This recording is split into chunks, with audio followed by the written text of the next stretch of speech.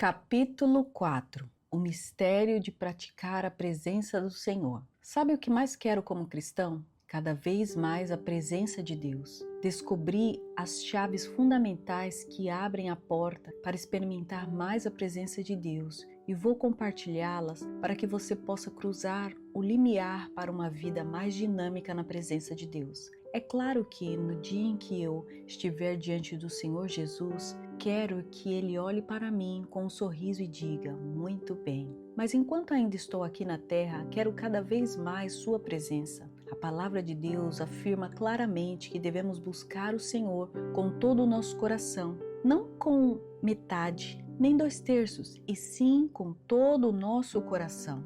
Como são felizes os que obedecem aos seus estatutos e de todo o coração o buscam. Eu te busco de todo o coração. Não permitas que eu me desvie dos teus mandamentos. Salmos 119, 2 e 10. Buscar Deus com todo o nosso coração nos capacita a guardar seus testemunhos. A palavra hebraica, que é traduzida por estatutos em Salmo 119, 2, significa preceitos. Os preceitos de Deus. Preceito é um princípio ou regra que regula o comportamento ou pensamento. Quando buscamos Deus com todo o nosso coração, temos força para não desviar de seus mandamentos. Buscar Deus com todo o nosso coração é uma chave mestra para praticar a presença do nosso Senhor. Andarei em verdadeira liberdade, pois tenho buscado os teus preceitos. Salmos 119, 45. Buscar Deus com todo o nosso coração requer tempo. É a presença tangível de Deus o que buscamos em nossa caminhada com Ele, porque a presença do Senhor Jesus nutre, protege e fortalece nosso eu interior. Mas isso só se torna realidade quando passamos tempo com Ele. Tempo é o preço que pagamos. Deus não aparecerá, Sua presença não se tornará tangível se não dermos a Ele de coração nosso tempo ininterrupto. Outra chave para abrir a porta para uma vida viva com a presença de Deus é pôr o foco no Senhor. Não podemos ter comunhão divina e comunhão humana ao mesmo tempo. Simplesmente não é possível. Enfatizo, não podemos poluir as águas da comunicação com o Senhor e esperar obter um gole puro de Sua presença.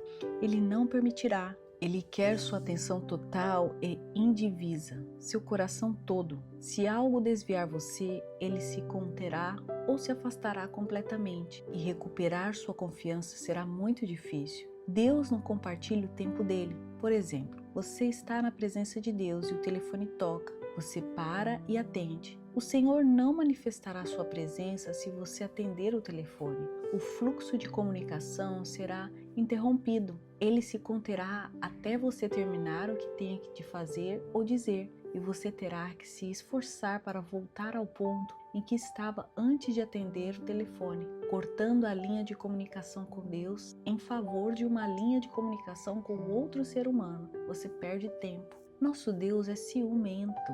Ele quer todo o tempo que você reserva para Ele. Quando você diz ao Senhor, este é o seu tempo, Ele quer tudo, cada minuto, cada segundo pertence a Ele. Ele não manifestará sua presença se alguém bater na porta e você atender. O Deus a quem servimos é ciumento. Você deve evitar as distrações que roubem seu foco da busca ao Senhor com todo o seu coração. Vocês me procurarão e me acharão quando me procurarem de todo o coração. Jeremias 29, 13.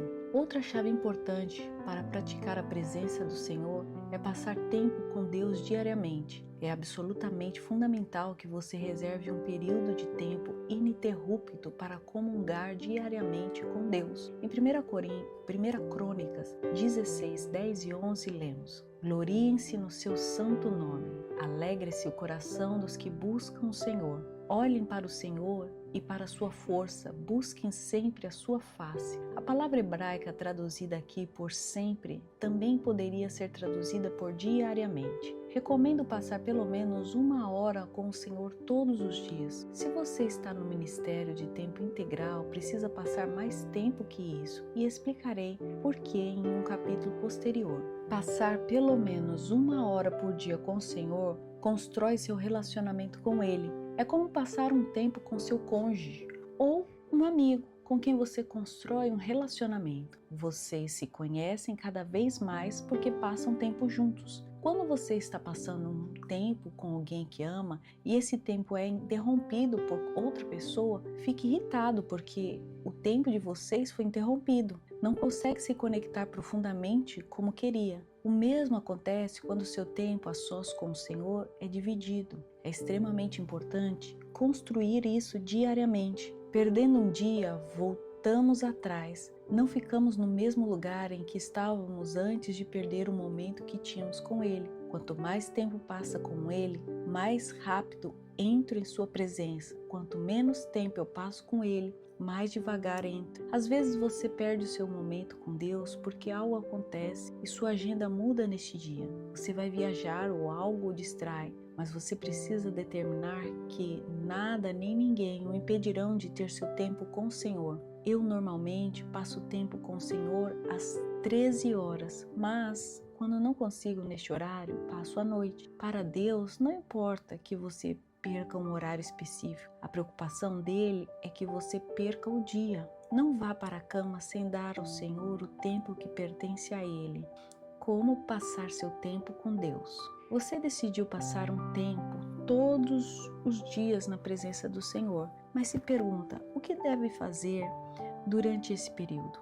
Muitas pessoas pensam que passo a maior parte desse tempo orando. Passo grande parte de meu tempo esperando no Senhor e adorando. Espero no Senhor para me vivificar. Salmo 80:15. Talvez você se surpreenda ao ler isso, mas passei a acreditar que a oração em si não é necessariamente poderosa. Afinal, os religiosos oram. Inclusive cristãos bem intencionados tentam colocar um rótulo espiritual nas coisas que fazem na carne, até mesmo nas práticas espirituais, como oração, jejum e louvor. O problema é que não há poder nessas coisas quando são feitas na carne. Só há poder na presença de Jesus quando comungamos com o Senhor. Há poder. À medida que passamos tempo com Jesus e Ele se torna real para nós, há poder real. Existem dois reinos em que operamos, o reino da carne e o reino do Espírito. Somente no reino do Espírito veremos resultados duradouros. Não há resultados duradouros na carne. Qualquer coisa que pareça um resultado é apenas temporário e desaparecerá depressa. O que acontece no reino do Espírito é eterno. Em 2 Coríntios 4:18 lemos: assim fixamos os olhos, não naquilo que se vê, mas no que não se vê. Pois o que se vê é transitório, mas o que não se vê é eterno. Devemos caminhar no Espírito, Gálatas 5:25. Deixa isso bem claro. Se vivemos pelo Espírito, andemos também pelo Espírito. Em outras palavras, precisamos entrar no Espírito e viver lá. As pessoas não sabem naturalmente como viver pelo Espírito. Não sabem como encontrar o caminho para esse abrigo. O abrigo é o mundo em que Deus quer que vivamos. Em Salmos 91:1 lemos: aquele que habita no abrigo do Altíssimo e descansa à sombra do Todo-Poderoso. Não diz aquele que visita o abrigo. Esse é o problema. Muitas pessoas o visitam e depois vão embora. Analisemos essa promessa bíblica. Aquele que habita no abrigo. Isso significa que é seu endereço, seu local de residência, é onde você mora. Como se chega lá? Vou compartilhar o que aprendi sobre isso e da maneira mais fácil. Você já deve conhecer a chave que vou lhe dar, mas simplesmente não a pratica. Talvez queira, mas não sabe como. A chave é essa: mas aqueles que esperam no Senhor renovam suas forças. Isaías 40:31. Esperar no Senhor é o segredo. Esperar no Senhor é a ponte entre a carne e o espírito. Como esperamos? A Bíblia diz muito claramente que devemos parar. Deus não disse, fique quieto, porque isso não basta. Ele disse, pare. Há uma grande diferença. Ficar quieto é coisa da alma. Parar é espiritual. Se você permitir, a quietude o levará a parar tudo. Quando estiver quieto por tempo suficiente, Deus permitirá que seu espírito pare. Deixe que Deus o estimule a parar. O Espírito Santo se manifesta quando estamos parados. Estar parado ativa o poder dele. Estar parado libera o poder dele em nós. No estar parado se manifesta a presença de Deus em nós. Estar parado nos leva a uma compreensão mais profunda do que significa estar na presença do Deus vivo. Em Salmos 46:10, Deus diz: parem de lutar, saibam que eu sou Deus. Ele está dizendo: parem para poder saber quem eu sou. Diz: parem e assim conhecerão minha presença. Não conhecemos a presença de Deus porque não queremos parar. Achamos que parar é difícil, porque é ter que ficar sentado sem fazer nada. Mas precisamos mudar essa ideia. Não é nada o que estamos fazendo, porque não é nada o que estamos esperando. Estamos esperando no Senhor. Isso não é nada, é algo muito importante. É uma ação, ou melhor, um ato de fé. Esperar no Senhor exige que você acredite que, embora pareça estar ocioso, não está perdendo tempo. Na realidade, você está se comunicando com o Senhor. Leia com atenção.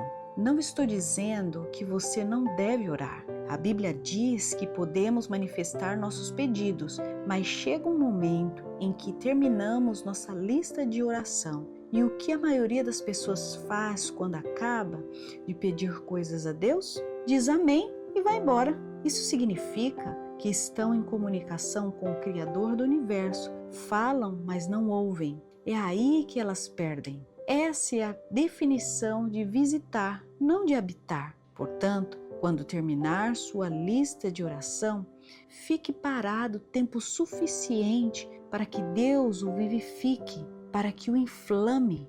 Então, não nos desviaremos de ti, vivifica-nos e invocaremos o teu nome. Salmos 80:15. Leve-me com você, vamos depressa, leve-me, o rei, para os seus aposentos. Amigas, mulheres de Jerusalém, estamos alegres e felizes por sua causa. Celebraremos o seu amor mais do que o vinho. A amada, com toda razão, você é amado. Cânticos dos Cânticos 1:4. Quando o Espírito Santo o vivifica, ele o leva ao reino do Espírito. Você não pode entrar sozinho simplesmente porque quer entrar. Tem que ser atraído pelo Espírito Santo. E como isso acontece? Mas aqueles que esperam no Senhor renovarão as suas forças espirituais, voando alto como águias. No momento em que seu espírito se fortalece, o Espírito Santo o vivifica. E quando ele o vivifica, o faz voar alto como águia. Mas aqueles que esperam no Senhor renovam as suas forças, voam alto como águias, correm e não ficam exaustos, andam e não se cansam. Isaías 40:31.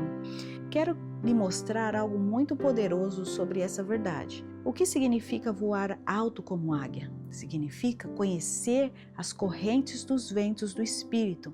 A águia plana, a águia se rende aos ventos. Espera os ventos mais fortes e se entrega. Esperar no Senhor é render-se a Ele. Observe o seguinte: correm e não ficam exaustos, andam e não se cansam. No Espírito, corremos antes de caminhar. Em outras palavras, corremos para alcançar Deus e depois caminhamos com Ele. Esperar no Senhor desarma a carne. Isso lhe dá tempo para esquecer de si mesmo e ver Jesus. Desmantela os poderes do pecado. Isso dá a força do Espírito Santo a seu eu interior e a carne começa a perder o controle sobre a sua vida. Isso é o que Paulo quer dizer com esmurro meu corpo e faço dele meu escravo. 1 Coríntios 9:27. No instante em que você entra no reino do Espírito, algo acontece. Em Salmos 43, lemos: pôs um novo cântico na minha boca, um hino de louvor ao nosso Deus. O reino do Espírito começa com uma melodia. Você começa a cantar no Espírito. Não é necessário haver música para entrar no Espírito, mas ajuda. Não há nada de errado em pôr música de adoração para mudar a atmosfera e mantê-lo focado para que você não se distraia com outras coisas. Gosto de pôr música de adoração enquanto espero no Senhor. Acho que quanto mais frequentemente você se conecta com Deus, menos precisa de música. Às vezes, ela até pode ser um bloqueio, porque quando estamos no fluxo, não precisamos de nada desta terra. A única razão de precisar de música de adoração é para poder acalmar nossas emoções, esquecer nossos problemas e nos unir ao Senhor Jesus sem distrações. Mas no momento em que o Espírito Santo nos vivifica, é só disso que precisamos. É quando o Senhor Jesus se torna real. A prática da presença do Senhor começa quando Jesus se torna mais real para nós que nossos problemas, que a família, mais real até que a própria vida. Nesse momento, Jesus é tudo.